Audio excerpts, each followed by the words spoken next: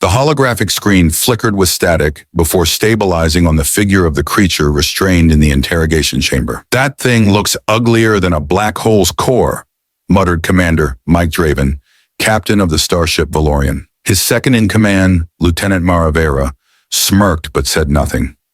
Mike's sharp amber eyes narrowed as he watched the strange, humanoid being sit eerily calm in its chair, thick metallic restraints binding its arms to the table. "Are we certain those cuffs will hold?"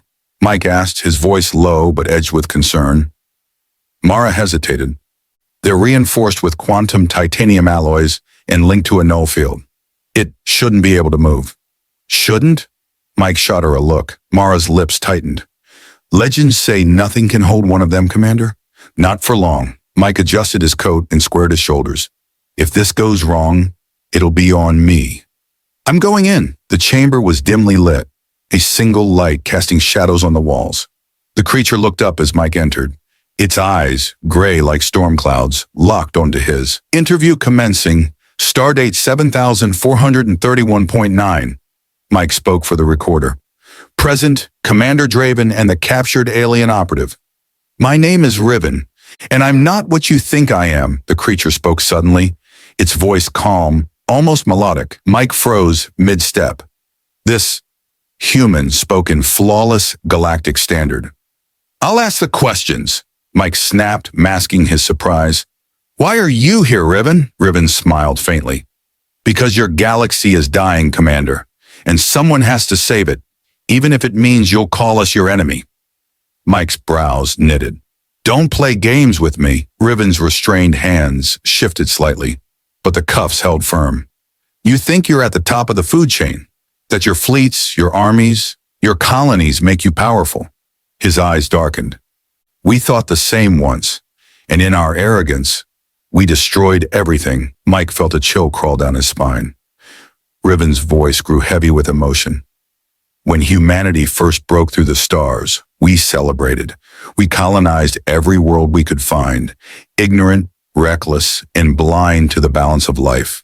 And in doing so, we wiped out entire ecosystems, murdered the natural order, and killed any chance for new life to rise. We weren't conquerors, Mike. We were executioners." Mike clenched his fists. "But we learned," Riven said, leaning forward, "through failure, through loss, through watching a million worlds wither and die by our own hand.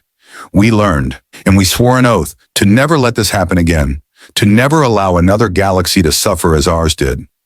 So we became the guardians and the villains, the nightmare in the stories your children whisper about.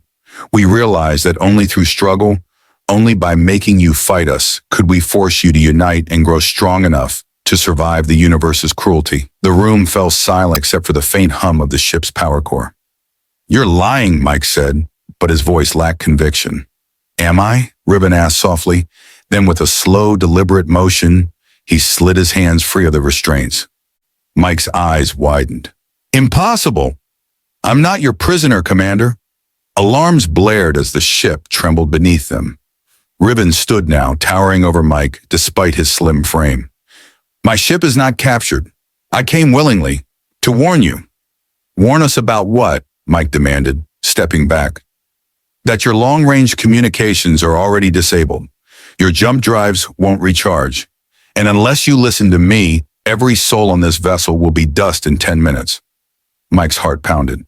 "What do you want from us?" Riven's eyes softened with sorrow and a fire of determination. "Your galaxy is tearing itself apart in wars and greed. We will not let history repeat itself. You have two choices: rise together, stronger than ever, or crumble like the worlds we failed to save.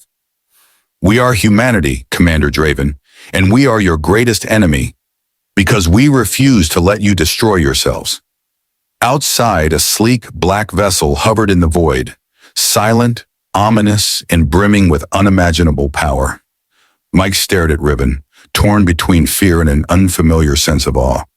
Was this creature truly an enemy, or the only hope for survival? Riven turned to leave but paused at the door. "Strength is forged in fire, Commander. Let's see if your galaxy burns, or shines." The door hissed shut,